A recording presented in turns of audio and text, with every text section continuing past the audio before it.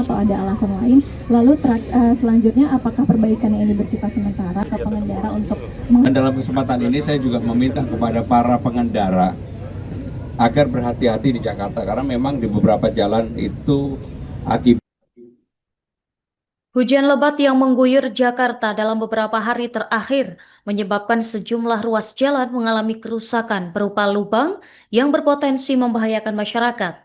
Gubernur DKI Jakarta Pramono Anung Wibowo mengatakan pihaknya awalnya berencana menunggu hingga curah hujan menurun sebelum melakukan perbaikan.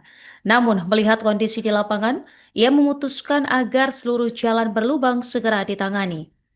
Informasi selengkapnya pemirsa, simak informasi dari jurnalis Warta Kota. Rekan Yolanda, silakan laporan Anda. Ya, selamat sore Tribuners. Hujan lebat yang melanda Jakarta dalam beberapa minggu terakhir ini menimbulkan jalanan rusak di sejumlah titik di kawasan Jakarta, bahkan di sejumlah jalan yang cukup strategis. Dan saat dimintai tanggapannya, Gubernur DKI Jakarta Pramono Anung mengatakan bahwa pihaknya awalnya berencana menunggu hingga curah hujan menurun sebelum melakukan perbaikan. Namun melihat kondisi di lapangan, ia memutuskan agar seluruh jalan berlubang segera dapat ditangani. Dan dia pun turut menjelaskan bahwa perbaikan yang dilakukan saat ini masih bersifat sementara karena curah hujan yang masih tinggi hingga sampai saat ini. Perbaikan permanen nantinya akan dilakukan setelah kondisi cuaca lebih stabil. Pramono juga mengimbau para pengendara agar lebih hati-hati saat melintasi kawasan Jakarta. Menurutnya, curah hujan yang terus-menerus dapat menyebabkan munculnya lubang di sejumlah ruas jalan.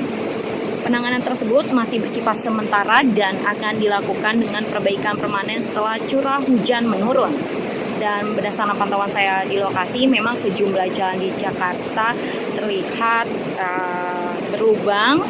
Lubang tersebut bahkan tersebar di jalur tengah hingga kanan jalan. Dan para pengendara ini terlihat terpaksa melaju pelan untuk menghindari lubang dengan kedalaman yang cukup bervariasi. Dan turut diketahui juga bahwa lubang-lubang di sepanjang jalan Jakarta ini memang membuat was-was para pengendara.